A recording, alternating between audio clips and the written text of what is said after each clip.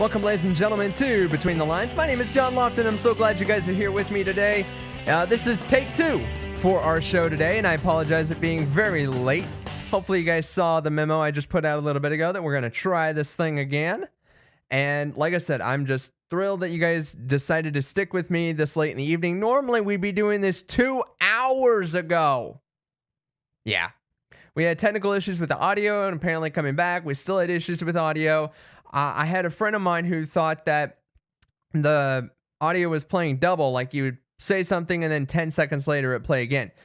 I'm positive now that must have been on my friend's end, but thanks for giving me a heart attack. When we stopped the video and we went back and we listened to it, there was no double playback that we could discern at all. So anyway, well, thank you guys so much again for tuning in Between the Lines. I'm kind of in a mood today. But I'm kind of not. It's interesting. I'm in a good mood, like really good mood, because today is my wife and I's 6th wedding anniversary. Happy anniversary to my lovely bride, Raven, producer Raven. You want to say hi to everybody at all? They can't see you. Wave on camera. There we go. Oh, man. What would I do without you, producer Raven? Cry? I would cry. I would very much cry. I would cry a lot. But anyway, no, I'm just so glad you guys are here. I'm so happy that I get to share this time at least with my lovely fiance. I want to call her my fiance still, my bride, my wife, love of my life. It's so hard not to want to say fiance when I start going into this thing. I don't know why. Wife still doesn't register in my head 6 years later. Spouse, I get to use that term a lot when I'm filling out paperwork, but wife isn't something I use every single day, so it's kind of interesting.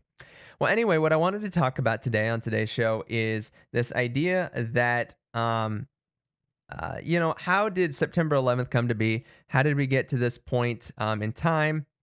And I know and for Raven's sake, I'm not going to repeat the Facebook post I did earlier too. Sorry, I kind of got off track there and I forgot I was going to do that, but I will pass just for the sake of time.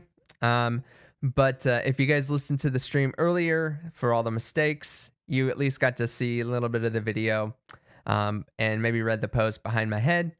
And I have a little new trick today.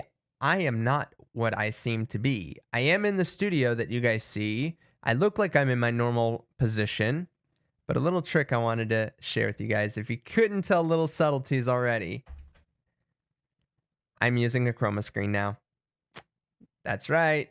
I decided that it would be advantageous to start using a chroma screen, and that means, yeah, there's actual material behind me. And what that's going to allow me to do is just have better graphics behind me. It allows me to move in a space that I can't normally move around in, and illustrate things better. So, like I said, when we get into our articles here a little bit later, I'll be able to really point this out to you. But for example here, I can make myself come down here and still be engaging, visually with you guys, but then also be able to have my screen. You guys probably see a lot of gamers do this. A very common technique, and I'm just employing it. But I don't want it to make it look so weird when I'm not doing something like this.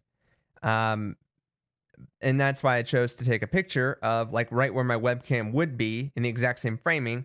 So that way, you guys essentially, it feels normal. It feels more like kind of how it should be. But anyway, all right. So not celebrated. We mourned yesterday to the September 11th events, and I was right there along with you guys. I was caught up in just the name reading. All of the names, more than 3,000 names, were read, and it sent the same chills down my back as it did when I was a kid. In middle school, I was in 7th grade. I was just going into 7th grade. I was about 12 years old. And it literally, that day, we didn't do anything. like when we got into school, there really wasn't much learning. Every TV in every classroom was turned on, and it was turned on to a news station. And that is literally all we did that day. That's it. We just watched. Even as young as I was back then, 12 years old, I still was old enough at that point. I could understand what was happening. But now that I'm older, 3,000 people being killed by a single group of people, um, it makes me more infuriated, I think, as I got older and was able to understand that than I think I was at the time. At the time, I think I was shocked. I was scared. I think that's a fair emotion. I had an idea, but I didn't know why. I didn't know who would ever want to do such a thing. And I think for a lot of kids, that innocent sort of a relatively safe world, no matter how careful of a parent you are, I think that your kids, a little bit of their innocence, if you will, got taken away that day. This idea that how safe of a world, and now we live in a world. You've got increased security at airports, particularly. You go to a sporting event or you go to anything like that, and now bag searches are routine. It's just part of it, and so yeah, I just I kind of fear for our own son, growing up. But something else happened um, in the midst of the tragedy, and it's the key cornerstone of what we're going to be talking about, and that is this idea of how tragedy and essentially fear um, help to, I guess, unite the country. Um, there were American flags everywhere. If you were in the United States, you felt pride for America. You were angry with the people who did this and you wanted revenge. You wanted to see those people, well, frankly, dealt with. And when we found out it was bin Laden, we wanted bin Laden's head. And it took a long time for us to get it. And that's how we ended up in America's longest war, 20 years. So it's just it's just one of those moments in time where, looking back, we want that unity back. We hate the tragedy, and it's through how we got that unity that just, well, frankly, irritates me. It makes me upset because I wish that it didn't have to be such a major catastrophe for our country to kind of wake up and realize what's actually more important, um, to focus on. And at that moment in time, it was on protecting our shore. We thought that we were safe. Like, who would dare attack America on our soil? Who would break every rule of engagement and steal a passenger jets and hijack them and then subsequently crash them into to buildings? That was unthinkable to a lot of folks back then.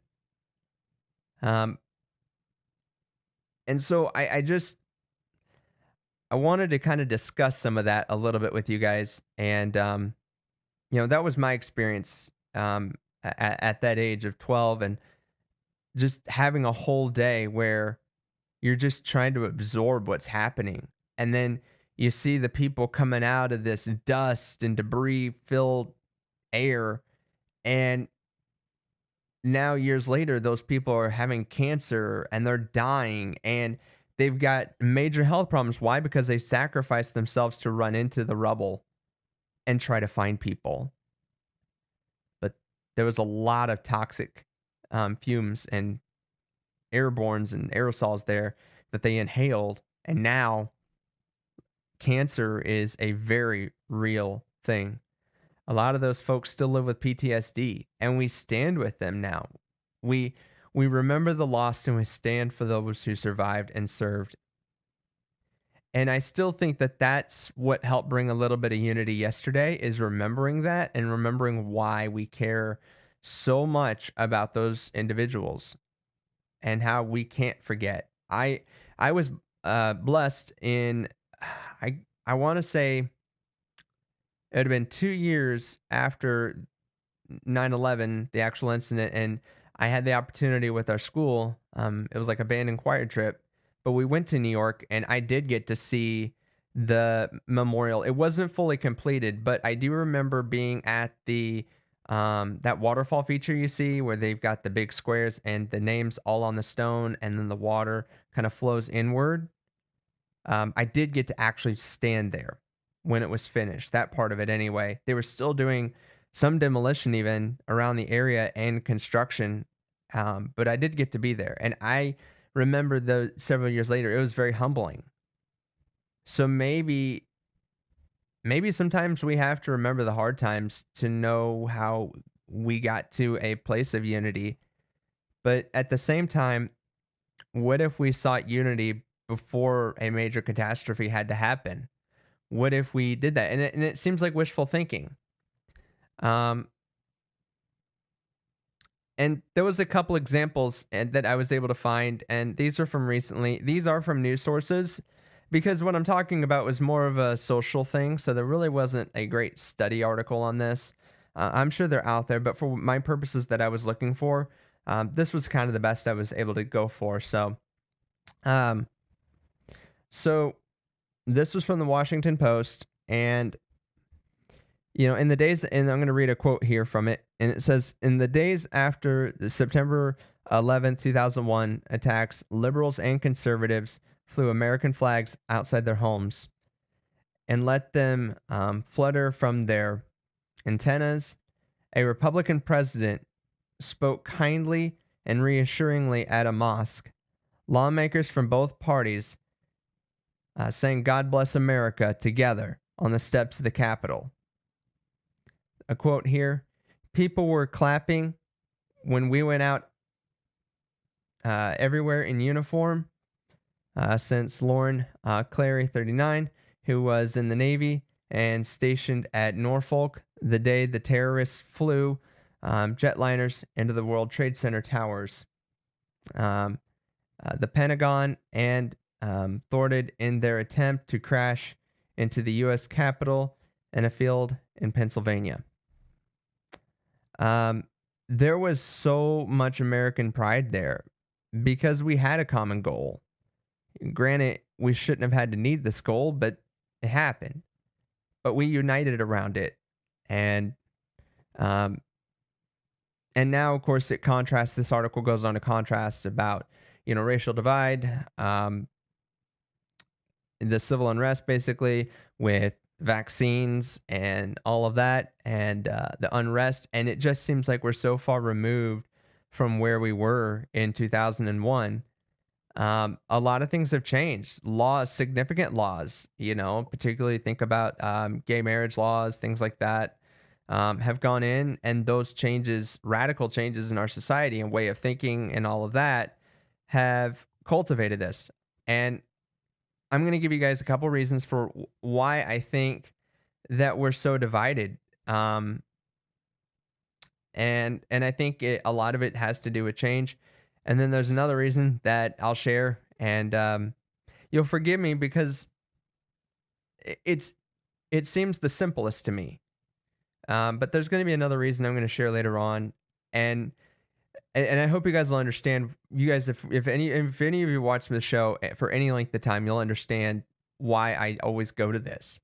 To me, it seems the simplest path, but I'll get to it in a little bit. Right now, the other alternative thinking that a lot of people may have, and maybe you do too, maybe you have something else for a lot of this. I want to know. Make sure you're commenting and subscribing. I do these shows every Sunday, typically at 4 p.m., assuming stuff like today with audio issues and all that don't happen. But anyway, but that was from the Washington Post. There was another article that I wanted to take a look at from USA Today. And so this one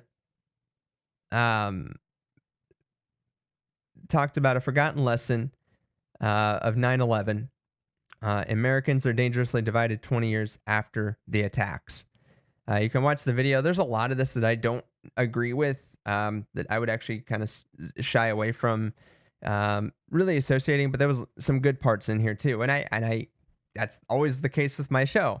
I don't want to just read the articles that I'm going to always agree with too. I will read a lot of things that may fly in the face of everything that I believe. Why? Because I kind of want my thinking challenged. I want to be able to be a critical thinker, and by being a critical thinker and doing the research that I do, like on these shows. And by the way, my links to all of these are in the link in the description, and you'll be linked to my Google Drive, and you'll be able to download the PDFs for all of my shows that I've done the past, I believe, month or so now. And I'm gonna try and keep doing that. That way, you guys can see where I'm getting my research from, how I'm doing it, and give you guys some critical thinking tools yourselves, so that you guys can start forming your own opinions rather than just watching one media network and then just basing your ideas off of that. I think it's good to have multiple sources. When you apply for a job, do they ask for one reference or three? Right? Because generally you can find one source that's going to align with how you think, but try to find three. You got to have three. So that's how I kind of look at this too. But anyway, in this article, and I'm going to have to watch my time, but that type of unity, it says, doesn't happen anymore. And this was an opinion piece as well. And it said, believe it or not, polling republished this month.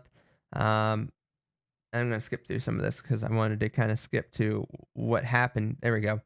So, record high trust in American institutions. After the U.S. military, I'm going to make this a little bit bigger so it's easier for me to read. You guys will forgive my bad eyeballs. Military was released. 83% of Americans approved. Meanwhile, nearly 8 in 10 Americans displayed the flag. More than 6 in 10 felt a surge of patriotism. And there was record high trust in the federal government and record high approval ratings for President George W. Bush and even the news media. These days, the United States loses the equivalent of a 9/11 attack, some 3,000 people every second, or third day to COVID-19. Okay, we're not going to go into that part, but they're going to tie into kind of how they feel that basically we should be carrying just as much now, if not more, because of the number of deaths that are happening from COVID-19. That's the USA Today article, again, editorial piece, as it says right there. But I like the writer's attempt. I like hearing things. And so if you guys ever want to come on the show, you're welcome to, and share your thoughts. And I would treat your guys' opinion just like an editorial. I want to take it in, see where the logic came from, and see what you're thinking. So in their case, their logic was, there's so much death happening with COVID-19 that we should care just as much, if not more, because the sheer amount of deaths that are happening compared to even then. I think what happened there, though, was COVID-19 seems so much more of a silent killer, because to most of us, it doesn't seem to affect us. Whereas the World Trade Center event, it was a massive event, and it happened all at once. No warning, no lead up to it, no, like, this seems like it's coming to us, there's some warning. No, we woke up one day and our world was changed. That's what made 9/11 so different than COVID-19. We've spent the last year and a half dealing with this, and the fatigue and the uneducation of it, because information did not come out all at the same time as it was with the 9/11 attacks. It was sort of a buildup, but until we got to that first March, because clear back, I believe, like late December, early January, into 2020, that's when the first information was starting to come out from Wuhan, China, that there was this virus that seemed to be spreading. And then it was like March, around there, when it really got to the United States. And somewhere around that time, like, Iowa got its first case too. And then it just rocketed from there. And then from that point on, we were in this. And then you had protests and civil unrest last summer. No one's going to forget that, right?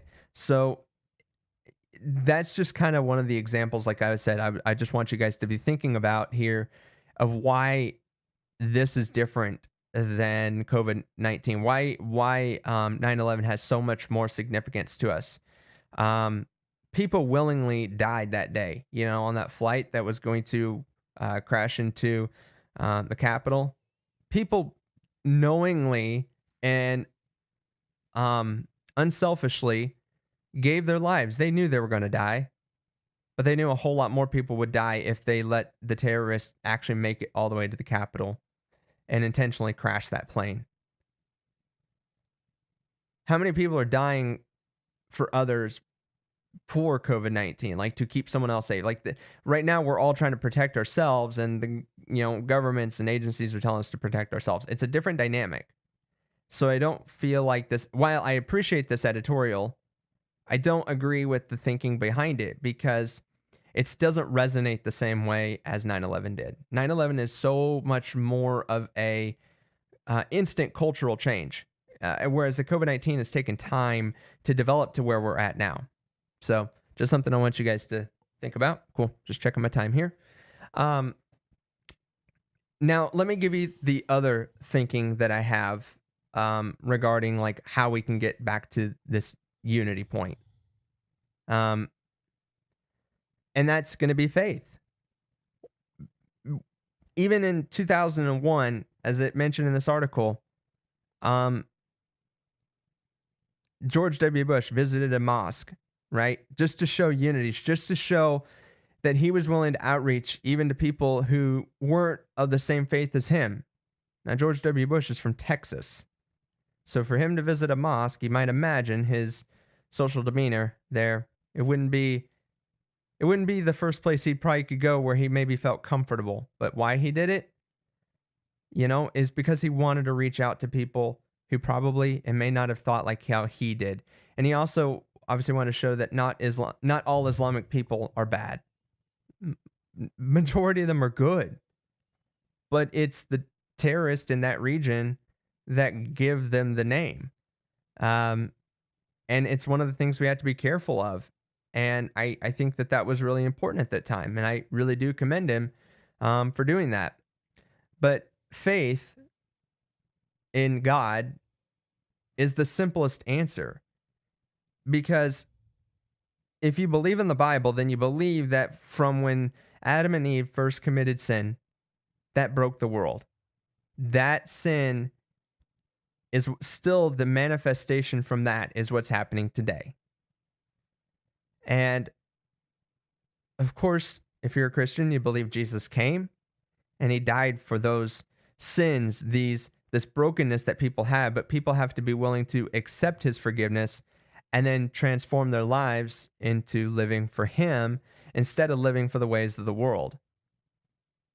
And obviously the Bible preaches that your outlook and the way you go through your life here on earth changes once you really accept Christ in your heart. And in my opinion, again, in the way that I believe and understand and study, it seems like it would be better to have a higher faith, to understand that the world is broken for a reason, and that the understanding of what the Bible teaches, it's going to get worse. These catastrophes are going to keep happening over and over, and the severity and the frequency are going to get worse. You don't have to be a theologian to even know that. Look in our history. These incidents, these new revolution of global warming and conflicts and viruses and all of these plagues and catastrophes and calamities and natural weather events, these hurricanes, the earthquakes that have been just destroying things left and right. If you believe in the Bible and you believe in the teachings, you know that it's going to get worse. But it also teaches that in the faith you should not have fear. How do you guys think that I can sit here in this tone of voice without getting overly emotional about it? Of course, I feel the emotion, but I can process it differently. So in my mind, this is how I deal with it. And this is the only way that people could truly come together, because there's nothing else that any psychologist or scholar or philosopher, there's nothing else that has a lasting solution that brings peace. I would like to believe that if we all had the same experience like we did in 9/11, that that's what brings unity. We all shared in that one experience.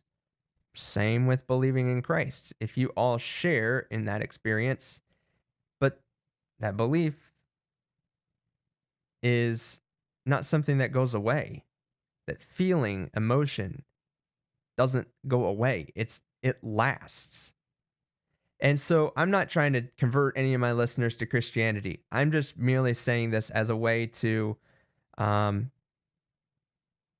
to give you something to think about of why Christians believe maybe the way they do. Why any religion believes the way they do. Because they believe it's the ultimate peace. It's the ultimate explanation for a creator who created everything. And maybe a lot of people who are atheists, I've heard this argument too.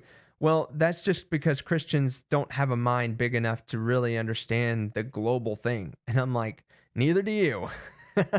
There's no way you'd understand everything. So don't hurt yourself trying, essentially. Don't make your brain hurt that much. Accept the things that are going to happen. Do your best to protect your family and your loved ones. Be kind to others. Treat others as you want to be treated. Matthew 7.